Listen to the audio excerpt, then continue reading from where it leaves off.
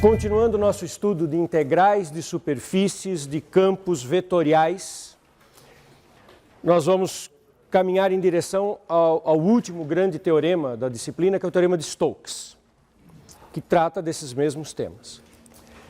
O teorema de Stokes é uma espécie, ele é muito parecido com o teorema de Green, só que você imagina o teorema de Green no espaço. Ao invés de você ter uma região plana e a integral do rotacional no interior da região e uma integral do tipo trabalho no bordo, imagina que essa região não é plana, que ela é uma superfície. No fundo é isso o teorema de Stokes. Imagina que ao invés de fazer o que nós fizemos no teorema de Green, plano XY, uma região com o bordo percorrido no sentido anti-horário, e a gente fez a integral dupla do hot igual à integral de linha, lembra que era isso? Integral em D do hot F escalar K igual à integral de P dx mais Q dy. Era isso que era o teorema de Green no plano. Imagine esta região aqui não plana mais.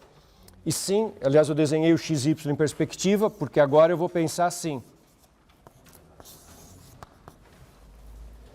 E vou adaptar este resultado para esta situação. Vai continuar sendo a integral do hot. Só que não vai mais ser uma integral do hot sobre uma região plana D. Vai ser a integral do hot sobre uma superfície, que está aqui. Antes, no Green, eu fazia o produto escalar pelo versor normal K. O K era um vetor perpendicular ao plano XY. Agora não vai mais fazer sentido pegar o K. Por que seria o K? Sabe com quem que eu vou fazer o produto escalar? Pelo versor normal unitário. Você fala, tem duas possibilidades. Sim, nós vamos ter que discutir isso. Mas então aqui no teorema de Stokes isso aqui vai ser N. Essa integral vai ser sobre o bordo da superfície. Mas o que é o bordo de uma superfície? No caso plano, era muito simples entender o que era o bordo da região plana. E quando eu tiver com uma superfície, o que vai ser o bordo? O bordo vai ser essa curva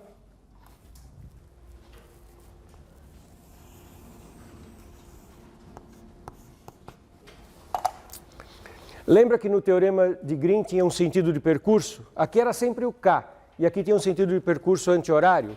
No espaço não faz mais sentido falar em anti-horário. Imagina uma curva fazendo todo um vai e vem no espaço. O que quer dizer horário ou anti-horário? Não faz mais sentido. Então nós vamos ter que discutir qual é o sentido de percurso do bordo. E não é mais plano. Então eu não vou falar de P dx, Q dy. Eu vou falar de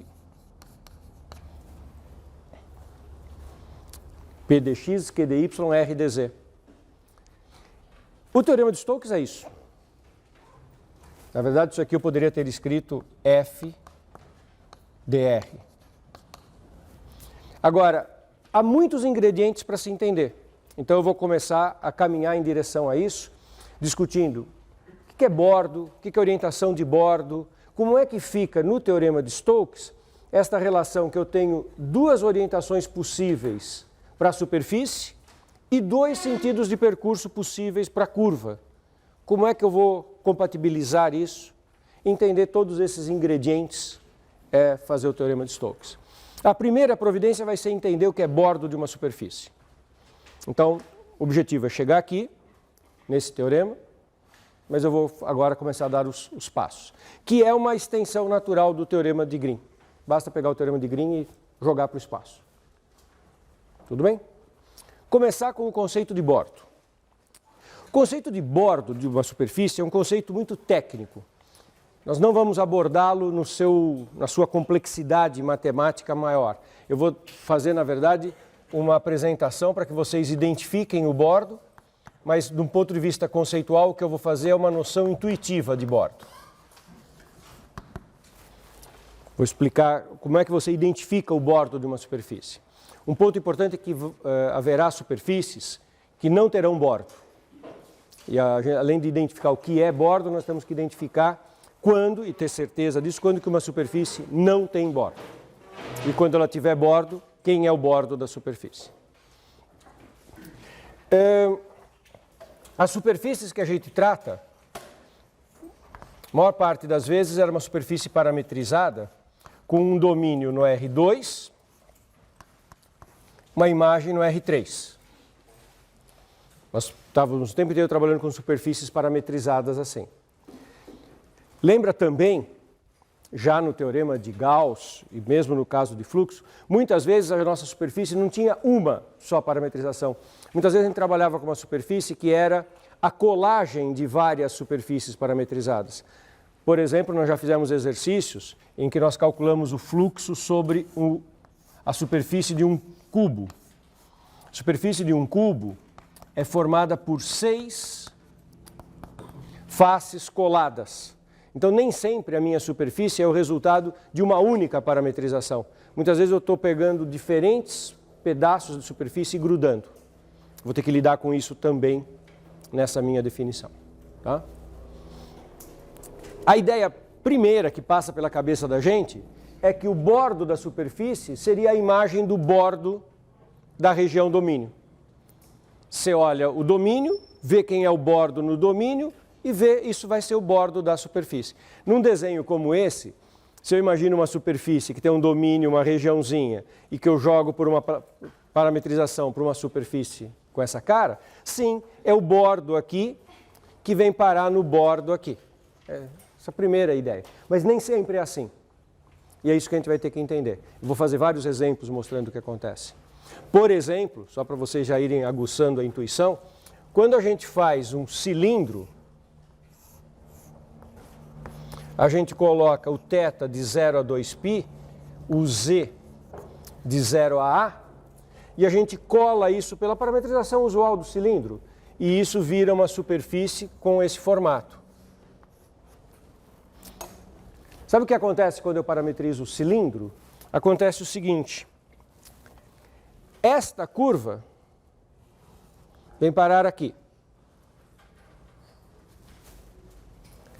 Esta curva, essa reta, vem parar aqui.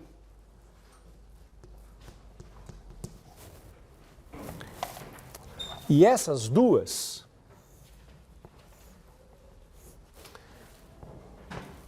são identificadas numa coisa só. A parametrização do cilindro faz isso com o retângulo, cola. E aí, quem é o bordo do cilindro? Sabe quem vai ser o bordo do cilindro? As duas curvas que eu desenhei em amarelo. Essas duas que vão ser reunidas, que vão ser colapsadas, deixarão de ser bordo. Então, não é verdade que o bordo da superfície é a imagem do bordo. Ele pode ser menos do que a imagem do bordo. Então, é com esse conceito que a gente vai lidar. Então, vamos começar a dar os primeiros passos. Como eu disse, eu vou dar uma ideia bem intuitiva do que é o bordo. É muito chato descrever uma definição matemática formal e não acrescentaria nada para nós. Nós queremos ser capazes de fazer os cálculos das nossas integrais. É importante que vocês fiquem seguros em identificar o bordo. Então, vou fazer 3 comentários sobre o bordo. Primeiro, o bordo da superfície, lembra que eu chamo de S a imagem. Certo? Eu tenho no domínio UV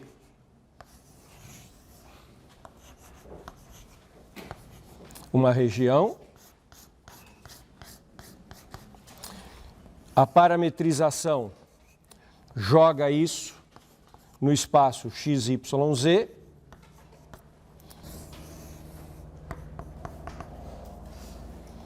e eu chamo de S a imagem da parametrização.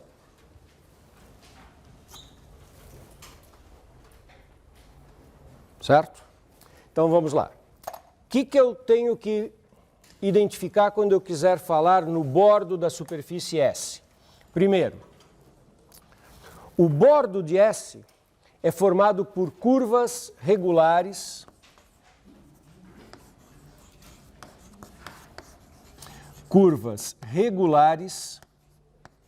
Lembra que curvas regulares são curvas que têm vetor tangente? Curvas regulares são curvas diferenciáveis. Então, o bordo é formado por curvas regulares por partes. Eu posso ter um quadrado no bordo, que são curvas regulares por partes. Uma coisa que então eu elimino quando eu escrevo essa frase. Se um monte de pontos forem todos parar no mesmo ponto, se o bordo aqui colapsar num ponto só, não é bordo.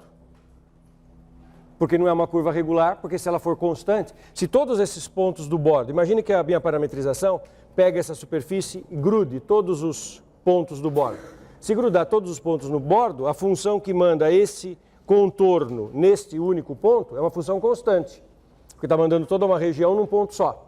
Função constante tem derivada zero, não é regular. Então o meu bordo tem que ser formado por curvas mesmo. Eu estou eliminando vértices. Um vértice isolado não pode ser bordo. Tipo o que acontece num cone. Pensa num cone, tem um vértice isolado. Aquilo não é bordo. Segunda coisa que eu quero que tenha no bordo. As curvas do bordo têm que ser percorridas uma única vez. O bordo é formado por curvas regulares por partes. As curvas do bordo são percorridas uma única vez. E terceira coisa. O bordo da superfície é formado por curvas que certamente vêm do bordo da parametrização. Mas pode ser menos. Eu não crio componentes de bordo, a não ser que elas já venham do bordo da parametrização. Então, o bordo de S, eu vou procurar contido na parametrização calculada no bordo do D. É esse exemplo que está aqui. O bordo do cilindro tem duas curvas. Se eu olhar a imagem do bordo do domínio, a imagem do bordo tem 4 curvas. 2 circunferências e 2 segmentos, ou um segmento percorrido 2 vezes. O bordo vai ser só as 2 curvas amarelas.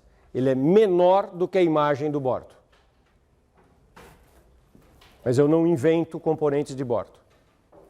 Agora, isso não é uma definição rigorosa, é uma ideia intuitiva do que é bordo. E eu vou agora explorá-la para que a gente faça uma série de exemplos e identifique nesses exemplos o bordo. Aí eu vou dar a resposta precisa, para cada exemplo eu vou dizer exatamente quem é o bordo. E o que eu quero é que vocês, a partir desses exemplos, fiquem capazes de, num novo exemplo, ser capazes de identificar o bordo. Então vamos começar a fazer uma lista de exemplos que vão ser referências para o que vocês vão fazer. O primeiro exemplo não tem nenhuma conta, eu só vou colocar esse desenho como um exemplo, para fixar bem a ideia intuitiva. Qual que é a ideia intuitiva? A ideia intuitiva é essa. Eu tenho um domínio, o V. Quem é o bordo da região D? O bordo da região D é essa curva. Então eu vou escrever aqui bordo de D. O que a parametrização faz com este domínio plano? A parametrização traz esse domínio. Então, essa é a ideia básica, que o bordo eu trago para o bordo. Agora vamos ver todas as sutilezas que podem ocorrer. Pode ser mais sofisticado do que isso. Então vamos começar com o segundo exemplo, o cilindro. Exemplo 2. Eu tomo no domínio um retângulo em que uma variável é θ de 0 a 2π, a outra variável é z de 0 até uma altura a, e eu faço um cilindro de raio que vai ser constante, então ele não aparece no domínio da parametrização. Observe que a parametrização é z de 0 a a e θ de 0 a 2π. Qual é a parametrização que a gente faz usualmente do cilindro? X igual a R cosseno θ, Y igual a R seno θ, Z igual a Z. Essa é a parametrização usual de um tronco de cilindro, com R fixo. Quando eu faço R variável, Ficam 3 variáveis e ficam as coordenadas cilíndricas no espaço tridimensional. Quando eu fixo R e vario θ e Z, θ de 0 a 2π, Z de 0 a A, qual é a imagem desta parametrização? A imagem é um cilindro de raio R e altura A. Estão enxergando o cilindro? Então vamos ver o que acontece com o cilindro. Fixa o Z igual a A e deixa o θ variar de 0 a 2π. Quando você fixa o Z igual a A e o θ varia de 0 a 2π, você tem uma circunferência no nível A. Olha para essas fórmulas. R cosseno, R seno, R é fixo. Fixa o Z igual a A e deixa o θ variar. Você tem pontos no nível Z igual a A constante e a circunferência de centro na origem raio R, no nível altura A. Então isso dá esta componente. Quando você fixa Z igual a 0, a mesma coisa, só que com os pontos no nível 0. Circunferência de centro na origem raio A no plano XY.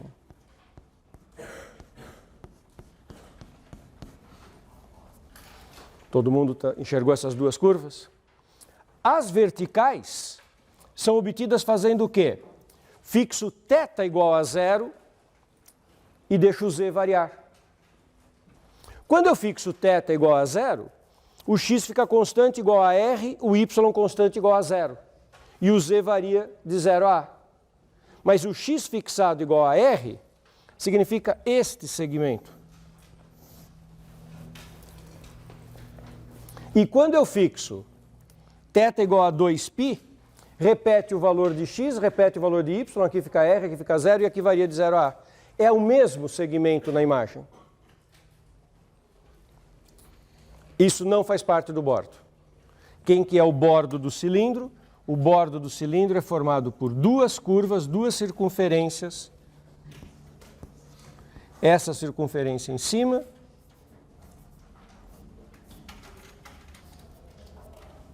e essa circunferência embaixo.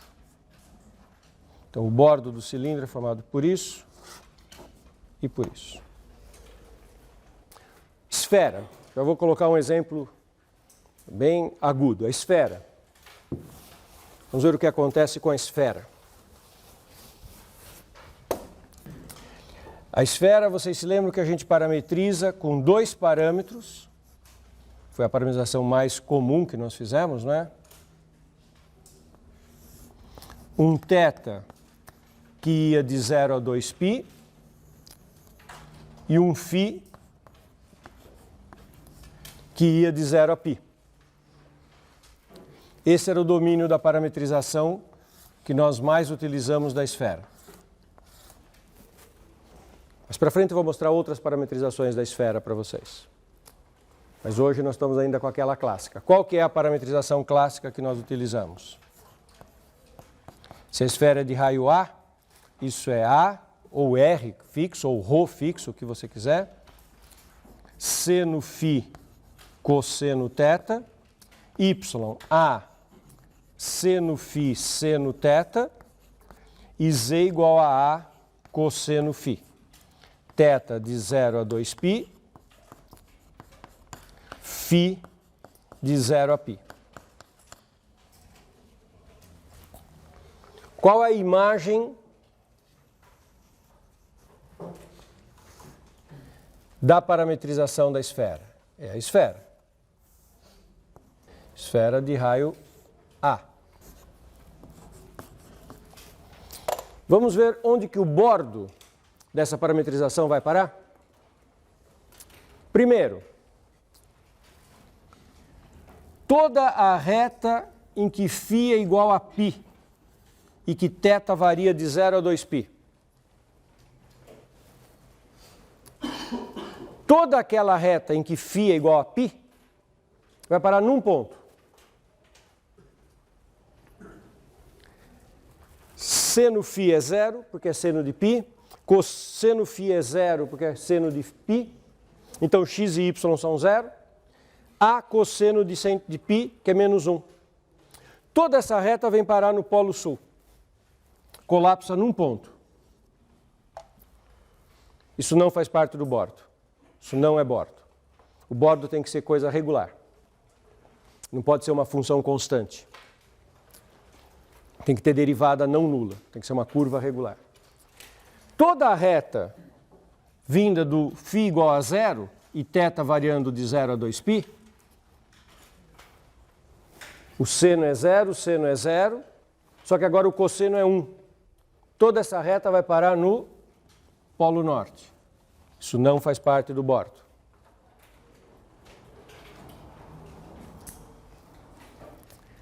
O que acontece quando o θ é zero e o φ varia? Agora eu pego θ zero e o φ varia. θ zero, o cosseno é 1, o seno é zero, então o y vai ficar constante igual a zero, porque o seno é zero, portanto vai ficar alguma coisa no plano xz. No plano xz vai ficar a seno φ, a cosseno φ. Equação do que é isso no plano xz? A seno, a cosseno. Uma circunferência de raio A, no plano xz. E o y zero. Só que o φ só varia de 0 a π.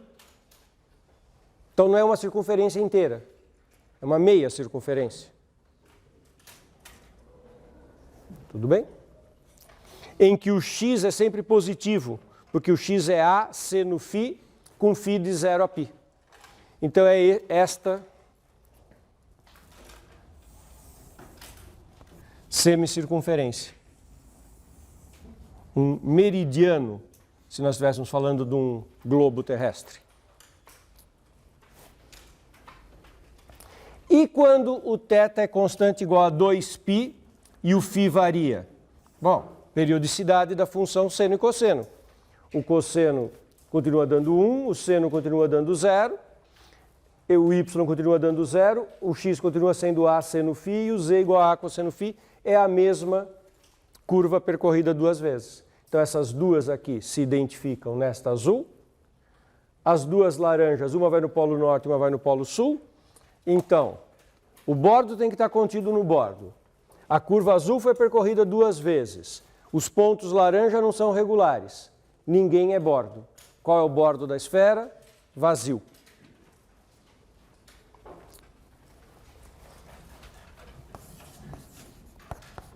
Ou, a gente costuma dizer, é uma superfície sem bordo. As superfícies fechadas costumam ser sem bordo. Isso fez sentido para vocês? Cubo. Vamos ver se vocês já estão desenvolvendo a intuição para entender o que é bordo. O que vocês acham que vai ser o bordo do cubo? Ser vazio. Existem muitas maneiras de parametrizar uma superfície. Como é que seria uma parametrização do cubo? A gente não faria uma única parametrização. A gente faria uma parametrização para cada face. Cada face é um plano e eu parametrizaria 6 planos e daí grudaria para fazer a superfície do cubo. Esse gesto de grudar identifica duas componentes. Eu parametrizaria, primeiro, vamos olhar, por exemplo, a tampa de cima. Faria uma parametrização deste pedaço de plano aqui, um quadrado. Fiz uma parametrização normal e eu estou vendo o bordo. O bordo do quadrado é formado por 4 segmentos. Só que aí eu faço uma outra parametrização para outra superfície que eu vou colar aqui. Uma superfície lateral. E colo. Aí aquela componente do bordo foi percorrida duas vezes. E aí eu não é mais pertencente ao bordo. Isso vai ocorrer com todas as arestas. E aí o bordo é vazio.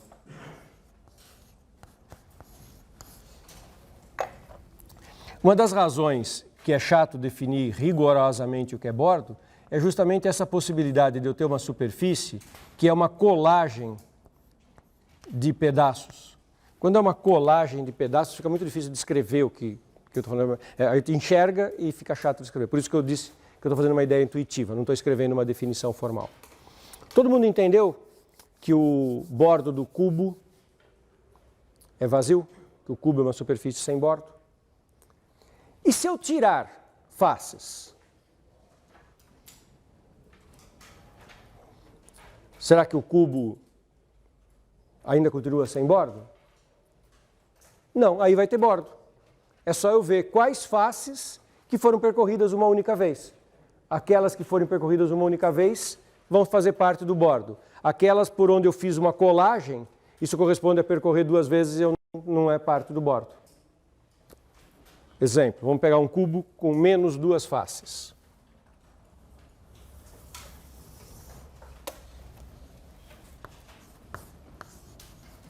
Eu vou pegar sem 2 faces adjacentes. Não sei se meu desenho está autoexplicativo. Vamos olhar esse desenho. Eu não disse que faces que eu tirei. Sabe que faces que eu tirei? A de cima e a da direita. Como que eu estou tentando comunicar isso para quem está vendo o desenho? Vocês viram que eu deixei essa linha aqui cheia? Porque você está vendo aquela linha. E por que você está vendo a linha? Porque eu tirei a face da direita.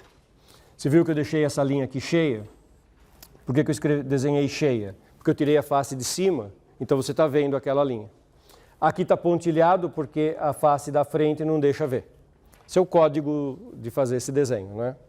Vocês conseguiram interpretar o desenho? Então eu tirei a face direita e a face superior. Agora é um cubo com 4 faces.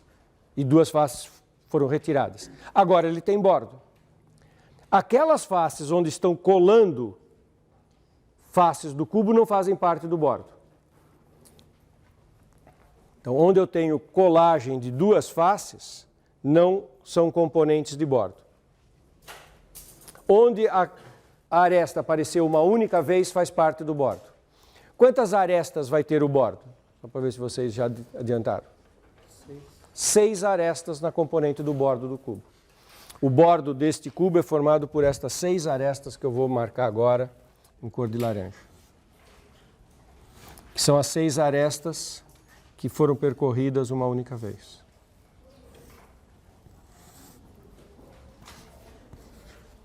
Isso é o bordo da superfície.